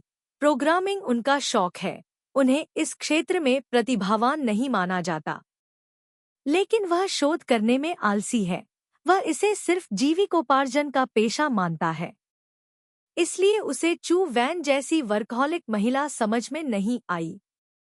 उसे उसका बायोडाटा याद था। वह वाकई प्रभावशाली था। वह अभी भी उत्सुक था कि झो यून उनकी कंपनी में क्यों आई। काम के पहले दिन के अनुसार उसकी कार्यक्षमता और शैक्षिक पृष्ठभूमि वास्तव में अनुरूप थी। क्या आप यहाँ काम करने के लिए आए हैं या जीवन का नया अनुभव लेने? वह नहीं जानती थी कि वह और कितना समय तक टिक सकती है। त्रियू डांग को भूख लगी थी। उसने निर्णायक रूप से अपने सारे संदेहों को पीछे छोड़ दिया और खुशी-खुशी काम से निकल गया। 7 बजे, 8 बजे, कंपनी में केवल चू वान बचा था। उसने कई बार अपनी घड़ी देखी, जैसे वह किसी चीज का इंतजार कर रही हो। 8:30 बजे कोई कंपनी में आया। यह शहर में एक्सप्रेस डिलीवरी कंपनी का कर्मचारी था। वह इतनी तेज दौड़ रहा था कि उसका चेहरा पसीने से लथपथ था। माफ कीजिए, क्या आप मिस चू हैं? हाँ, यह आपका एक्सप्रेस डिलीवरी पैकेज है। कृपया इस पर हस्ताक्षर करें। चू वैन ने डिलीवरी रसीद पर हस्ताक्षर किए। आपकी कार्यकुशलता बहुत बढ़िया है। कर्मचारी मुस्कुराया और कहा, शहर के भीतर हमारी एक्सप्रेस डिलीवरी में केवल आधा दिन लगता है। वह चला गया। चू वैन अपनी सीट पर वापस आई और पैकेज खोला। अंदर 2 video card, hard drive, CPU और रैम है। चू वैन टूल बॉक्स लेने के लिए स्टोरेज रूम में चली गई। फिर उसने ली तुआन के कंप्यूटर केस को खोलना शुरू कर दिया। यह उसका पहला कंप्यूटर असेंबल करने का अनुभव था। यद्यपि वह प्रौद्योगिकी का छात्र है, चू वैन जानता है कि वह हार्डवेयर में बहुत अच्छा नहीं है। शायद इसलिए कि कोई भी लड़की मशीन को खोलकर उसकी मरम्मत और संयोजन करना पसंद नहीं करती। चू वैन की अवधारणा में कंप्यूटर को जोड़ना एक बहुत ही सरल मामला है। बस कुछ वस्तुओं को एक साथ जोड़ना है और यह हो जाता है। लेकिन यहाँ पूर्ण शब्द ही बड़ी समस्या है। चू वैन ने सीपीयू और रैम को मेनबोर्ड में प्लग करने के बाद इलेक्ट्रिक पंखा नहीं चल पाया। आधे घंटे से अधिक समय बीत गया और कुछ भी नहीं बदला। जिससे वह घबरा गई। उसने इन घटकों के साथ प्रतिस्पर्धा करने का निर्णय लिया। अपने फोन पर असेंबली मैनुअल डाउनलोड किया, उसे अपने पास रखा, फिर जमीन पर घुटनों के बल बैठ गई और लगन से उसका अनुसरण करने लगी। कुछ ही देर बाद उसके माथे पर पसीने की बूंदें जम गईं। वह इतनी केंद्रित थी कि उसे पता ही नहीं चला कि कोई बाहर से आ रहा है। ली तुआन अभी अभी खाना खाकर वापस आई थी और उसने आराम से 2 सिगरेटें पी ली। जब वह वापस लौटा तो घर में कोई नहीं था, क्योंकि झो यून मशीन को असेंबल करने के लिए जमीन पर घुटनों के बल बैठा हुआ था, दरवाजे से घुसते समय बिल्कुल अंधे स्थान पर। लेकिन कंपनी में अभी भी लाइटें जल रही थी। ली जुन को पक्का पता था कि कोई यहाँ है। वह वहां गया और उसकी नजर झो यून के नितंब पर पड़ी। चू वैन जमीन पर घुटनों के बल बैठी थी। उसने अपनी ऊंची एड़ियां उतारकर बगल में रख ली थी, जबकि वह बिजली के तारों और बिजली के स्रोत में व्यस्त थी। उसने सफेद शर्ट और घुटनों तक की ग्रे ऑफिस स्कर्ट पहनी हुई थी जो उसके गोल नितंबों को छू रही थी और उसके सुंदर शरीर को उभार रही थी। इस एंगल से कोई भी उसकी गर्दन के पीछे लटकते हुए उसके बालों को देख सकता था, जो काले और चमकदार दोनों थे। ली शुन की नजर नीचे गई। झो यून की पिंडलियां सफेद और चिकनी थी। उसके टखने छोटे और सुंदर थे। क्या वह पहले भी ऐसी ही थी? ली शुन उसके पीछे खड़ी थी, शांति से याद कर रही थी। 6 साल पहले वह काफी सुंदर थी, लेकिन अब जितनी आकर्षक नहीं थी। उस समय उसने अपने बारे में सब कुछ छुपाया, अपनी सुंदरता से लेकर अपनी बुद्धिमत्ता और यहाँ तक कि अपने दर्द और घृणा को भी। चाहे वह कुछ भी करे, वह डरपोक था और अगर वह खुद को रोक लेता तो हर कुछ महीनों में एक बार ही भड़कता। जब चू वैन अभी भी कंप्यूटर केस से जूझ रहा था, तो उसने अचानक अपने पीछे लाइटर की आवाज सुनी। उसने अपना सिर सहजता से उठाया, लेकिन डेस्क से टकरा गई। उसे बहुत दर्द हुआ, लेकिन उसने आवाज करने या उसे रगड़ने की हिम्मत नहीं की। इस समय उसके दिमाग में सिर्फ 4 बड़े शब्द चल रहे थे। तुम अभी भी नहीं चले गए? क्या तुम अभी अभी नहीं चले गए? चू वैन लाइटर की आवाज से परेशान हो गई और उसका चेहरा अनजाने में लाल हो गया। वह शांत दिख रही थी, अपने हाथ में बिजली के तार को टटोल रही थी और जल्दी से अपने दिमाग पर जोर डाल रही थी कि इस अजीब स्थिति को कैसे सुलझाया जाए। यह उल्टा है। बिजली के तार का नेगेटिव पोल पीछे की तरफ प्लग किया गया है, ली तुआन ने शांति से कहा। क्या इसे उल्टा डाला गया है? चू वान ने जांच करने के लिए अपना सिर नीचे किया, और निश्चित रूप से इसे उल्टा डाला गया था। वह वापस लौटने ही वाली थी कि उसने महसूस किया कि उसके पीछे वाला व्यक्ति कुछ कदम आगे बढ़ा रहा है। उसकी आवाज करीब थी और धीमी भी। मुझे करने दो। चू वान ने अपने माथे पर लटक रहे बालों के कुछ लटों को हटा दिया और धीरे से कहा, कोई जरूरत नहीं है। ली तुआन ने ठंडे स्वर में कहा, मैं यहाँ पूरी रात इंतजार नहीं करना चाहती। चू वान ने मुंह बनाया और अपनी सीट छोड़ने के लिए खड़ी हो गई। जब वह अपने जूते पहन रही थी, तो उसने अपने चेहरे का रंग सामान्य करने की कोशिश की। ली शुन ने अपने मुंह में सिगरेट पकड़ी, जमीन पर बैठ गया और चुपचाप कुछ बार जांचने के बाद उसने वो सारी चीजें निकाल ली जो झो यून ने पहले लगाई थी। आखिरकार यह 1 घंटे की जद्दोजहद का नतीजा था। झो यून खुद को यह पूछे बिना नहीं रह सका, क्या बाकी चीजें भी गलत तरीके से लगाई गई हैं? नहीं, बस वायरिंग बदली है। उसकी आवाज पहले से थोड़ी अलग थी, बहुत शांत, बहुत कर्कश, बहुत ठंडी हो गई थी, और उसके मूड को सुनना असंभव था। झो यून भी जानता था कि उसकी वायरिंग बहुत अच्छी नहीं थी, और उसने पूछा, खराब वायरिंग के क्या परिणाम होंगे?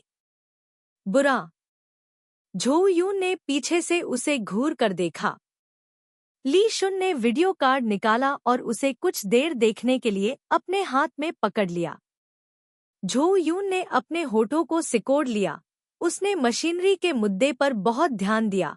एक कहावत है, चमत्कार करने के लिए आपके पास पहले शक्तिशाली उपकरण होने चाहिए। एक निश्चित दृष्टिकोण से यह ली शुन ही थी जिसने उसे सबसे पहले यह सिद्धांत सिखाया था।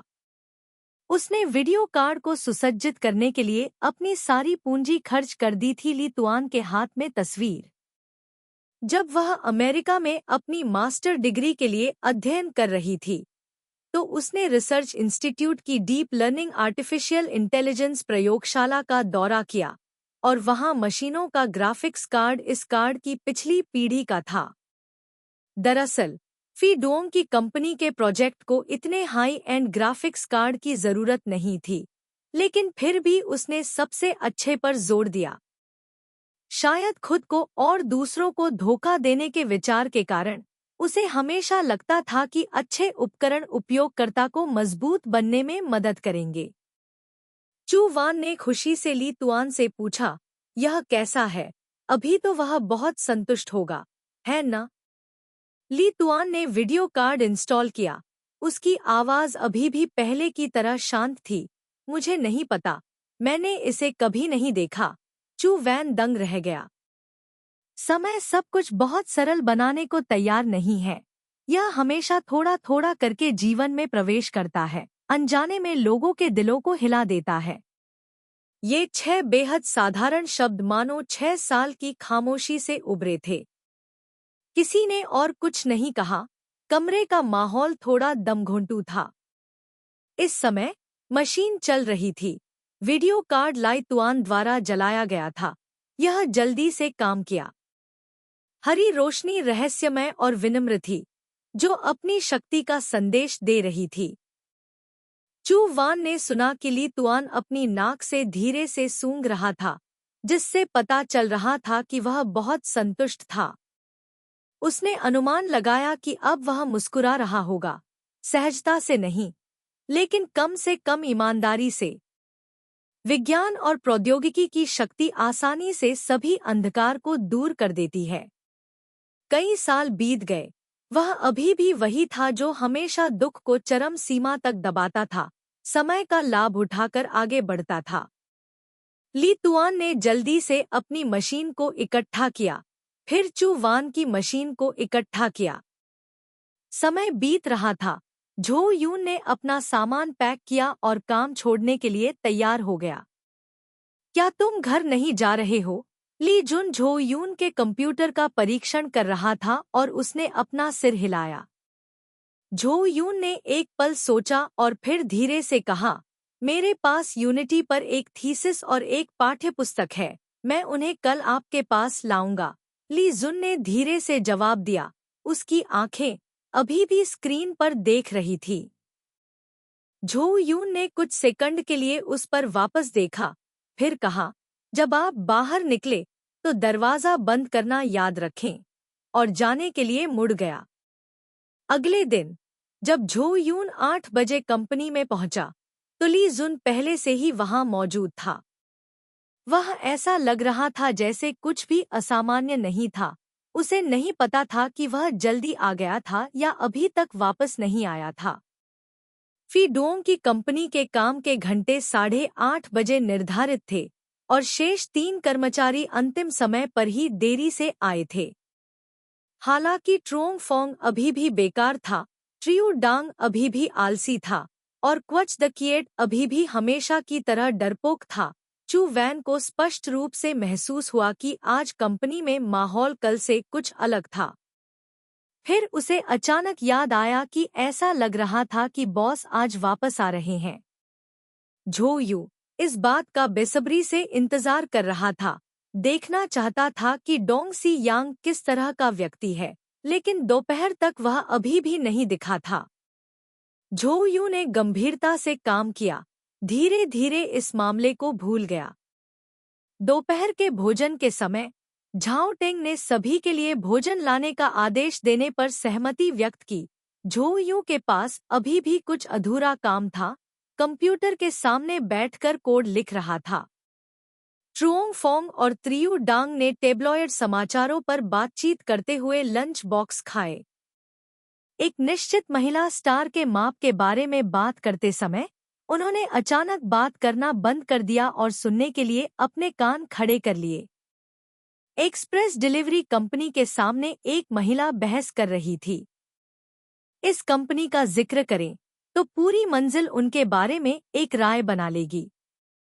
कमरे में बहुत सारा सामान था, इसलिए उन्होंने उसे दालान में इकट्ठा कर दिया। इस इमारत के गलियारे संकरे बनाए गए थे, जिससे घूमना फिरना और भी मुश्किल हो गया था। महिला की आवाज साफ थी, शायद इसलिए क्योंकि वह दोपहर के समय मसालेदार नूडल्स खरीदने के लिए बाहर गई थी। जब वे डिब्बों को पलट रहे थे, तो वह गलती से फिसल गई और सारे मसालेदार नूडल्स डिब्बे में गिर गए। नतीजतन दोनों पक्षों में हंगामा मच गया। एक पक्ष इसलिए नाराज था क्योंकि उन्हें अपना दोपहर का खाना खाने का समय नहीं मिला था। दूसरा पक्ष इसलिए नाराज था क्योंकि मसालेदार नूडल्स डिब्बे में रिस गए थे और सामान को दूषित कर दिया था। तो जाहिर है दोनों पक्षों ने जोर जोर से गाली गलौज शुरू कर दी। इस समय लिफ्ट का दरवाजा खुला। एक आदमी लिफ्ट से बाहर निकला। वह किसी गहरी समस्या के बारे में सोच रहा था, बस अपना सिर नीचे करके चल रहा था। फिर उसे वितरण कंपनी के दरवाजे पर रोक दिया गया। एक तरफ हट जाओ। उसकी आवाज कर्कश थी, कड़ी मेहनत से थकान का आभास दे रही थी। किसी ने उसकी ओर ध्यान नहीं दिया। आदमी ने एक शब्द भी नहीं कहा, तुरंत लात मारने लगा। चमड़े के जूते ने जैसे ही डिब्बे पर पैर रखा, पूरा फर्श हिल गया। 2 बड़े डिब्बे पलक झपकते ही 7-8 मीटर दूर फेंक दिए गए। एक्सप्रेस डिलीवरी कंपनी के कर्मचारी की आंखें चौड़ी हो गईं। उसने अपना सिर घुमाकर दूसरे पक्ष को डांटा। लेकिन जब उसने देखा कि दूसरा व्यक्ति कौन है, तो वह अचानक निराश हो गया। ओह, लानत है, मैं वापस आ गया। कमरे में मौजूद ट्रुओंग फोंग ने यह सुना और तुरंत अपनी कुर्सी से उछल पड़ा, जैसे किसी कार्प का सिर टकरा गया हो। त्रियू डांग ने उसे ऐसे देखा और दूध की चाय पीते हुए उपहास किया। चू वान वो तुओंग वो डिच की घेराबंदी की लड़ाई के डिजाइन को संपादित कर रहा था, जब कंपनी का दरवाजा बेरहमी से खोला गया। वह पलटी और एक राजसी आदमी को अंदर आते देखा। डोंग तो डोंग ने अपनी बाह के नीचे ब्रीफकेस को एक तरफ फेंक दिया और कहा, ट्रुओंग फोंग कहाँ है?